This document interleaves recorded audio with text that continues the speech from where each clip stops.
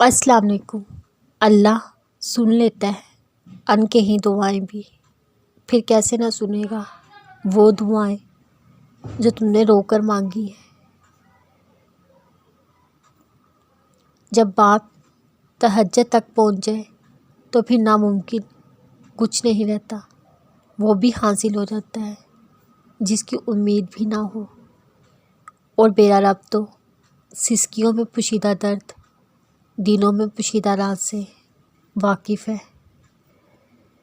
تہجد کے لیے تم خود نہیں جایا کرتے بلکہ تمہیں چن لیا جاتا ہے، اور جس کو اللہ چن لیتا ہے اللہ کا لاڈلا بندہ ہوتا ہے۔ جب بات اللہ سبحانہ تعالیٰ اس دل کو کبھی مایوس نہیں کرتا، جو دل ٹوٹنے کے بعد بھی اللہ سبحانہ تعالیٰ کی رضا میں راضی رہتا ہے، صبر کے ساتھ ان کا انتظار کرتا ہے۔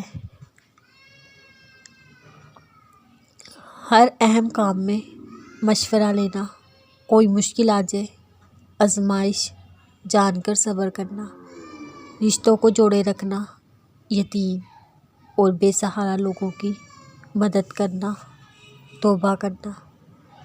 جب اللہ ہمارے دل میں معجزہ ہونے کا خیال پیدا کرتا ہے تو اس سے قبل ہی معجزہ رونما ہو چکا ہوتا ہے، لیکن ہماری آنکھیں اسے دیکھ نہیں پاتی۔ اللہ تمہارا دل نہیں موڑ رہا کیونکہ وہ تمہارا نصیب موڑ چکا ہے۔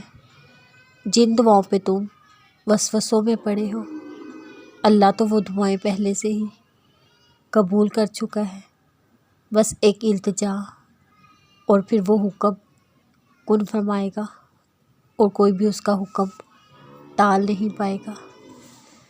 قبولیت تو بہت پہلے سے طے ہے تمہارے لیے، دیری تو بس اللہ نے تمہاری دعائیں سننے کے لیے کی ہے۔